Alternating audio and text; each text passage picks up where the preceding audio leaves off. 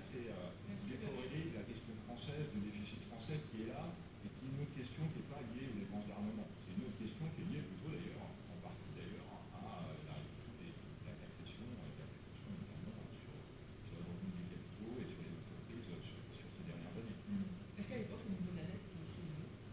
Alors ça dépend des cas, mais dans un certain nombre de cas, oui, on a eu des niveaux de dette qui étaient extrêmement élevés, par exemple en Angleterre. Et ça n'a pas empêché d'investir?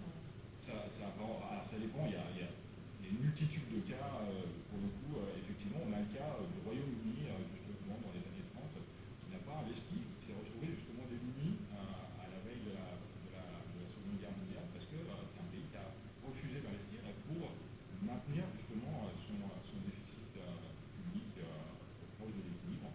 Donc il y a un enjeu, voilà, il y a un enjeu sécuritaire et il y a un autre enjeu qui est un enjeu de long terme, pas de court terme, sur la stabilité de la dette. Et ce que je retiens, c'est qu'à l'époque, on a fait le choix de monter les impôts.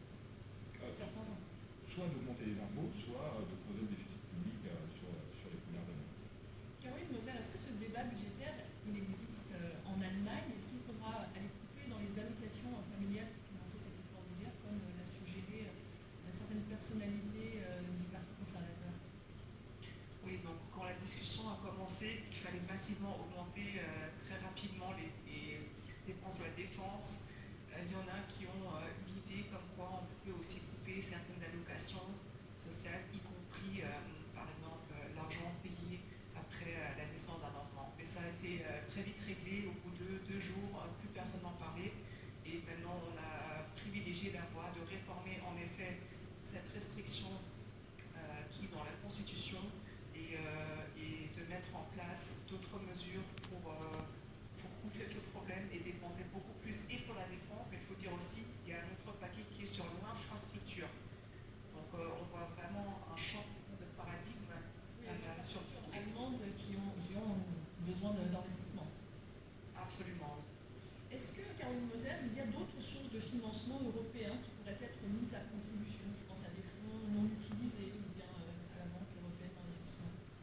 Oui, en effet, donc ce plan qui a été présenté par von der Leyen au début de la semaine, We Are Europe, il a ce grand chiffre de 800 milliards d'euros.